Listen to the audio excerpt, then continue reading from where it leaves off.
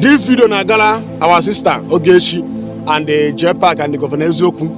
I know that most of you will not like this video, but I don't care. My own is to say the truth. Whether you love the truth or you don't love the truth, that's not my business. I know because most of you hate the truth. Now, Ogechi, I saw the video email. Niga Yombaka Mbahala, Igama apologize to Reverend Father Mbaka. That is a very good movement. You need to do it. That is a very good movement. That is what I'm talking before. Peace. Yes. Because saga will not add anything good in your system. Rather, it will be destroying your system. Yes. Now, Ogechi, listen to me. Not only for Mbaka, it's not many people that take position against you. Bible so that we shall know the truth, and the truth shall set us free. Listen to what you will do. Jesus can use anybody to tell you what you will do. Those people in their position against you, check their name one by one. Check them. Think on your own. You need to ask them apologize. You need to call them on phone. You have to apologize. Bible says, make peace with all man. Without holiness, no eye shall see the Lord. Why I'm saying this thing? Because we're Christian. Don't wait Jesus to come from heaven to tell you. Jesus can use anybody to deliver you. Jesus can use anybody, can send you a message. Munya JPAC, this lady, only 4 minutes ago. Mana, I saw what you did to this girl online. You need to ask her, apologize. Yes, I'm an Ogechi. I know that most of you will not like this video, but I don't care. I don't care. Governor Ezoku, you need to ask that man apologize. Yes. See man and all this baby Oko, Capital Oil, family of Ifanyoba, you need to ask them apologize. Now, other in their case, I'm not going to JPAC whether or not Ezoku, but on my own, I'm not sure he have Ezoku. Yes, I'm not sure he have Ezoku. Even though Ezoku na JPAC can't have it public. As a friend, Ezoku because on my own, I'm not sure he have Ezoku. To disgrace the family of these people, to disgrace JPAC, you need to ask them apologize. That is what you will do. Your family, female father, simple thing. He can make a piece of now let's spend the ego, no waste time. I know that most of you will not like this thing, but I don't care. And the JPAC, you could JPAC can make apologize to your father. JPAC, you need to apologize to her. Simple thing. Please, I don't want to when I do correction, do contact.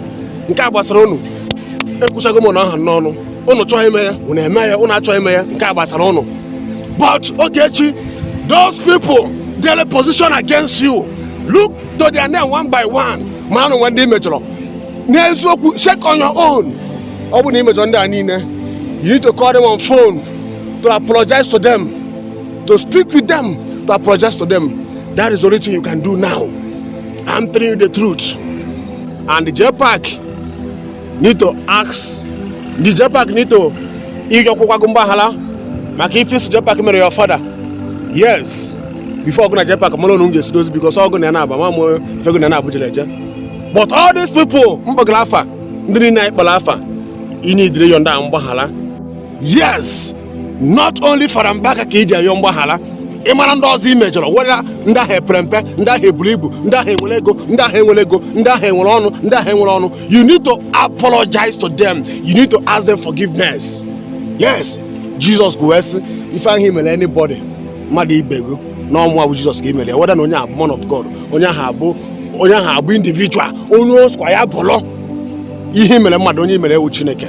You need to apologize because Otega can cook a piece do. Otega can cook a piece do. Kunu kusi how na banga saka social media couldn't wear peace.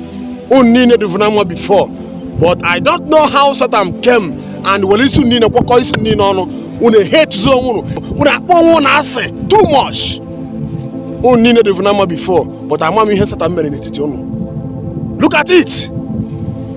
If you're not saying look at it. You people need to make peace. I've been telling you people this thing. Making peace. Yes, side nke ya onye men ka adro man sani him na adro ma amamu na ono bu ndo online na akwanye mmadụ ọkụ. Lie down, continue, keep on the good work, I'm with you. Ama no no gado against message and negwu because ihe unu chobo fire ogbahala fire rest control, but on my own I don't want to fire rest. Ufuga everybody hojo, I will tell you whether you are governor, whether you are president, I will tell you my own. That is me. I have spoken. Now, amalamu ife people elite na ogbahala, I don't know the gain, the benefit, the profit some people na-enweta n'isi okwu n'ịgbasaga. Yes, all those things unu ga waste ego unu, waste time, waste energy unu ebe na agbasaga, ebe na azọ ka unu mara onye ga-ekpenwe unu, ka unu mara onye kasị ike, ka unu mara onye bụ the king of saga. What shall we profit you? What shall we profit you? To jail your brother or your sister? Why can't you people make peace? Why can't you people make peace? Ogechi, I'm na JPAC. Well, I both major go the kikulu. JPAC, you need to apologize to this young girl. You need to apologize to her. She's your sister. She's your sister. She's your sister. I don't know what is happening. Thank God that you have said that you will apologize to Level Father Njaka. But not only Father Njaka that you will apologize. You will apologize also others that are not man of God, that you have offended. You need to apologize to them. Yes. No matter whether they are man of God or they are not man of God, or as long as you have sinned against them, you need to apologize to them. Peace is good, my sister. I love what you said, that you will ask Father Njaka apology. It's very good thing. It's for you to do it. Because everybody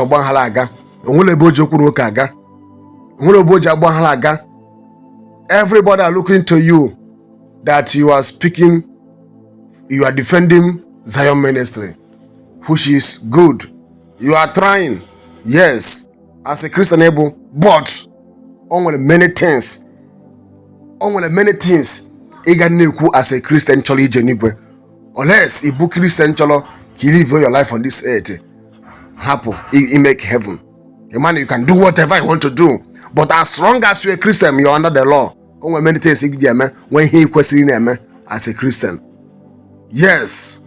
So I will end this video here.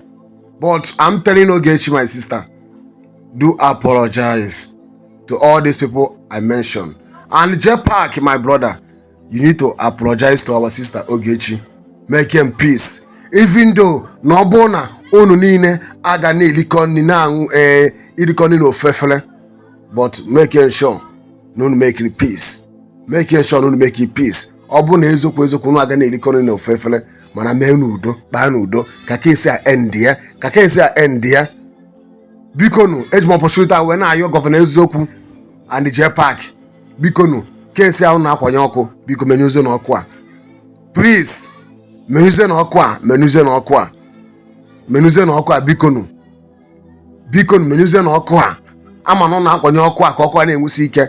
Biko, menyo na oku a ka oku a nyuo. Ogechi bụ nwanne anyị. Kedu ụlọ anyị ga-enweta na ọtụrụ ya nga?